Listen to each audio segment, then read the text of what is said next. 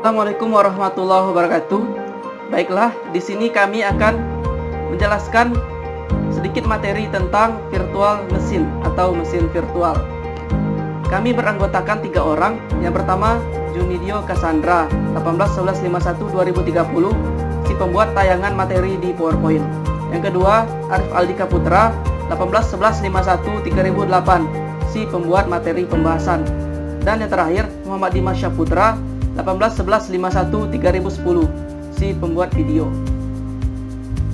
Nah, inilah teman-teman yang akan memberikan materi tentang virtual mesin nantinya.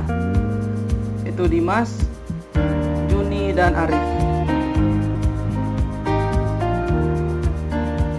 Nah, pada video kali ini bertujuan untuk mengetahui kegunaan virtualisasi mesin dalam membantu pekerjaan kita sehari-hari.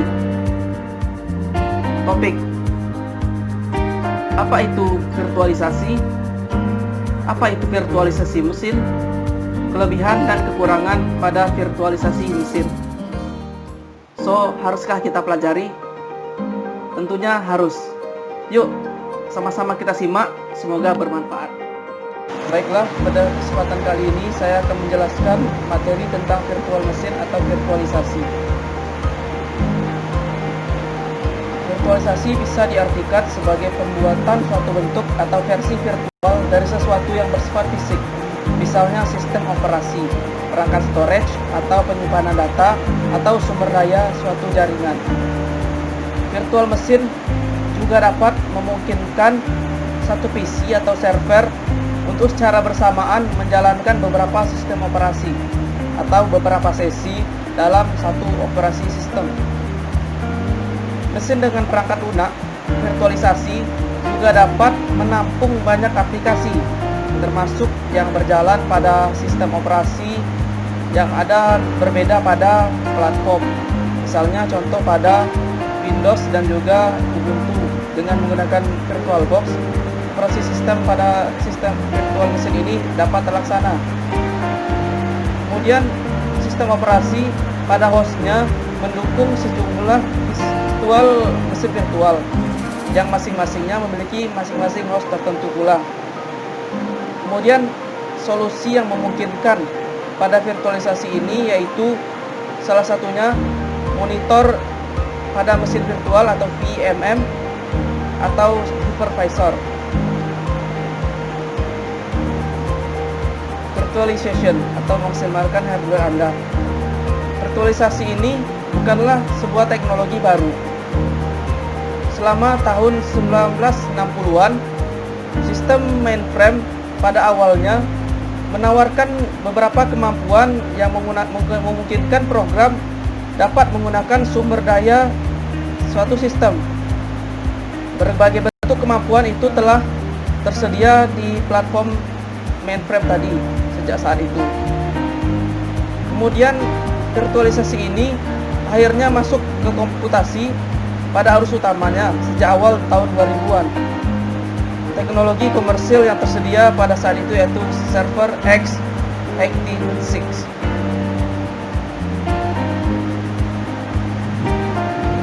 Virtualization. Nah, ini adalah salah satu contoh gambaran ilustrasi tentang virtualization yang mana ada beberapa sistem operasi padahal memiliki satu device, yaitu satu hardware banyak mesin atau yang disebut virtual mesin. Kemudian pada setiap virtual mesin terisolasi dari yang lain. Setiap mesin berupa virtual mesin image terdapat dalam file atau juga dalam partisi suatu hard disk tersebut. Virtual mesin ini menyerupai bentuk fisik pada servernya, seperti pada konfigurasi dengan sejumlah prosesor, sejumlah RAM, dan juga sumber daya pada suatu penyimpanan melalui konektivitas port suatu jaringan. Kemudian hypervisor yang telah dijelaskan sebelumnya tadi, yang mana memfasilitasi terjemahan pada input-output dari mesin virtual ke perangkat fisik server hingga kembali ke mesin virtual itu sendiri. ini adalah contoh dari ini adalah bentuk real machine atau bentuk perangkat kerasnya, dan juga ini bagian dalamnya terbentuk virtual machine software yang terdiri dari berbagai software yang tergabung dalam satu hardware atau real machine-nya. Kapan kita memakai virtualization? Server yang belum terpakai sepenuhnya. Pada yang terkait ini, pemakaian CPU belum optimal karena banyak tempat kosong pada harddisknya. Kemudian development untuk multiple platform, pengiriman menggunakan banyak platform. Misalnya kita bisa menggunakan platform seperti Linux, Ubuntu, dan juga Windows pada satu real machine atau hardware tadi. Kemudian perlu pemisahan aplikasi. Pada aplikasi ini kita juga perlu untuk memerlukan satu virtual machine untuk accounting server dan juga satu lagi untuk menyimpan file server kita. Virtual machine ini juga terdiri dari beberapa file. Ketika dinyalakan, digunakan juga terdapat lodging dan paging memori serta banyak fungsi lainnya. Kemudian dapat juga sebagai testing atau uji coba untuk menggunakan aplikasi baru. Nah, ini adalah contoh konsep tradisional pada virtual machine, yang mana ada beberapa platform seperti contohnya pada Linux, DB server, dan juga Windows yang tergabung dalam satu real machine pada satu hardware, bisa menggunakan satu software seperti Linux dan Windows yang tergabung dalam satu aplikasinya yang bernama VirtualBox. Baik, saya Junibio Cassandra. Di sini saya akan membahas tentang contoh perangkat lunak untuk melakukan virtualisasi mesin. Mari kita bahas sedikit contoh virtual mesin dari platform desktop. Di sini ada dua contoh. Yang pertama yaitu VMware. VMware adalah sebuah perangkat mesin virtual untuk arsitektur komputer x64 dan x86 dari VMware yang merupakan bagian dari EMC Corporation. Perangkat lunak ini digunakan untuk membuat banyak x86 dan x8664 komputer virtual dan digunakan secara simultan dengan sistem operasi yang digunakan. Setiap mesin virtual tersebut bisa menjalankan sistem operasi yang dipilih, seperti Nintendo, Sega, PlayStation 4, dan lain sebagainya. Itulah sedikit penjelasan dari VMware. Yang kedua adalah VirtualBox. VirtualBox adalah aplikasi yang dikembangkan oleh Microsystem yang sekarang menjadi bagian dari Oracle. VirtualBox adalah aplikasi yang bisa mensimulasikan komputer stand-alone yang pada dasarnya aplikasi virtualisasi closed platform. Aplikasi ini memungkinkan kita untuk menginstal berbagai sistem operasi seperti Windows, Mac, Linux, atau Solaris Operating System. Dengan menggunakannya, PC kita bisa menjalankan beberapa sistem pada saat yang sama, termasuk mesin virtual. Contoh Linux yang dijalankan di atas operating system Windows. Itulah beberapa contoh dari perangkat lunak untuk platform desktop. Berikutnya, mari kita lihat contoh perangkat lunak dari platform server. Yang pertama ada Xen. Xen adalah open source virtual machine monitor dikembangkan di University of Cambridge. Dibuat dengan tujuan untuk menjalankan sampai dengan 100 sistem operasi berfitur penuh di hanya satu komputer. Virtualisasi Xen menggunakan teknik paravirtualisasi. Paravirtualisasi adalah suatu perangkat lunak yang membuat virtualisasi dan memonitoring resource yang ada pada komputasi. Yang kedua ada KVM, Kernel Based Virtual Machine atau disingkat KVM, adalah modul virtualisasi dalam kernel Linux yang memungkinkan kernel berfungsi sebagai hypervisor. Hypervisor ini artinya perangkat yang memonitoring sumber daya komputasi. Yang ketiga ada Hyper-V. Hyper-V hampir sama dengan KVM, hanya saja kalau pada Hyper-V lebih ditekankan penggunaannya pada Windows karena Perusahaan yang mengembangkan Hyper-V adalah perusahaan Microsoft.in. Sedangkan untuk KVM itu lebih ditekankan kepada sistem operating Linux. Demikianlah penjelasan dari perangkat lunak virtualisasi. Selanjutnya mari kita bahas kelebihan dan kerugian dari virtualisasi. Saya akan membahas mengenai kerugiannya. Yang pertama, kerugian penggunaan virtualisasi, yaitu salah satu pusat masalah. Virtualisasi bisa dianalogikan dengan menempatkan semua telur di dalam satu keranjang. Ini artinya, jika server induk bermasalah, semua sistem virtual mesin di dalamnya tidak bisa digunakan. Hal ini bisa diantisipasi dengan menyediakan fasilitas backup secara otomatis dan periodik atau dengan menerapkan prinsip failover atau clustering. Selanjutnya yang kedua, yaitu spesifikasi hardware. Untuk virtualisasi membutuhkan spesifikasi server yang lebih tinggi untuk menjalankan server induk dan mesin virtual di dalamnya. Kemudian lanjut ke yang ketiga, yaitu satu pusat serangan. Penempatan semua server dalam satu komputer akan menjadikannya sebagai target serangan. Jika hacker mampu menerobos masuk ke dalam sistem induk, ada kemungkinan ia mampu menyusup ke dalam server-server virtual dengan cara menggunakan informasi yang ada pada server induk. Jadi,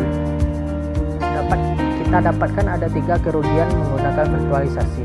Bisa kita bandingkan dengan kelebihannya akan disampaikan selanjutnya oleh partner saya, sehingga kita dapat memutuskan apakah kita akan menggunakan virtualisasi atau tidak dalam menyelesaikan pekerjaan kita.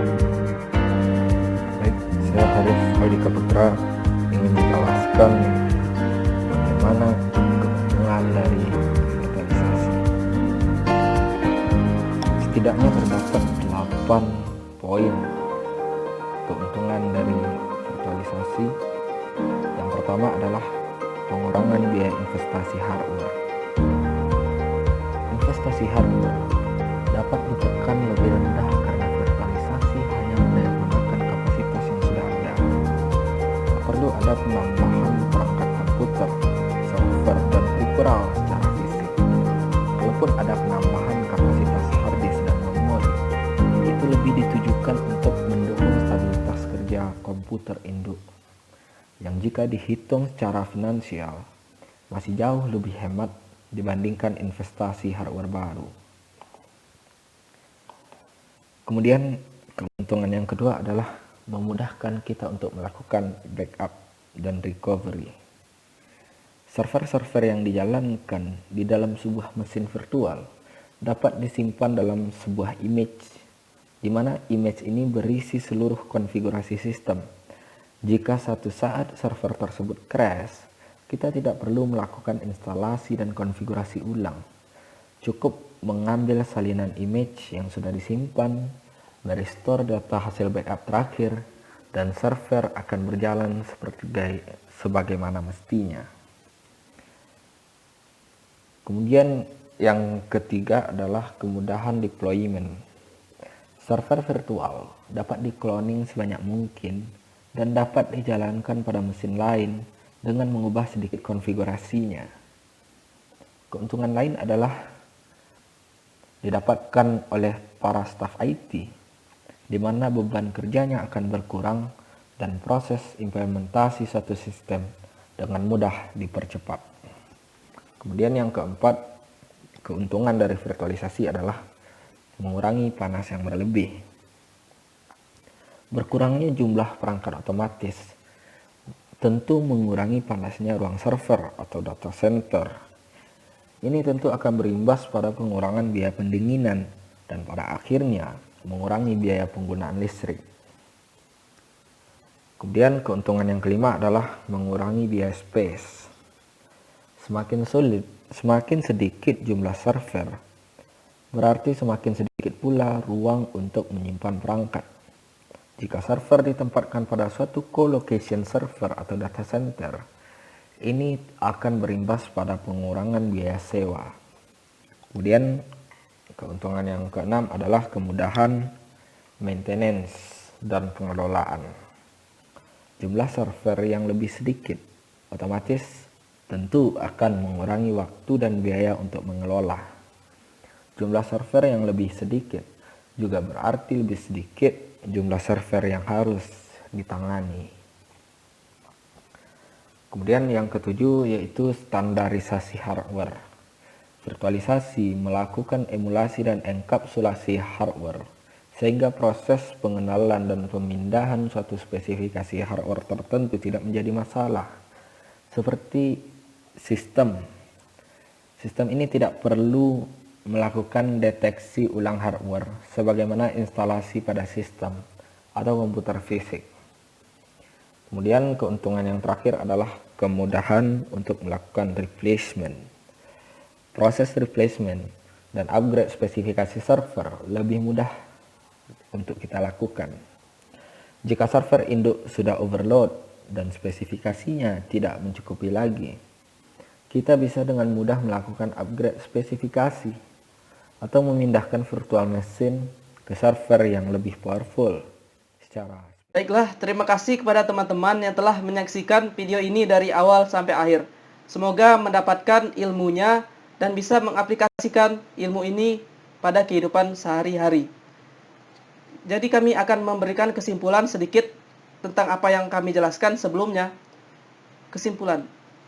Dari penjelasan-penjelasan sebelumnya, dapat kita simpulkan bahwa virtualisasi mesin berguna dalam membantu pekerjaan kita tentunya, sehingga tidaklah buruk untuk kita pelajari. Sekian dari kami. Jika terdapat salah kata, kami mohon maaf. Kepada Allah kami mohon ampun. Wabillahi taufiq wal hidayah. Wassalamualaikum warahmatullahi wabarakatuh.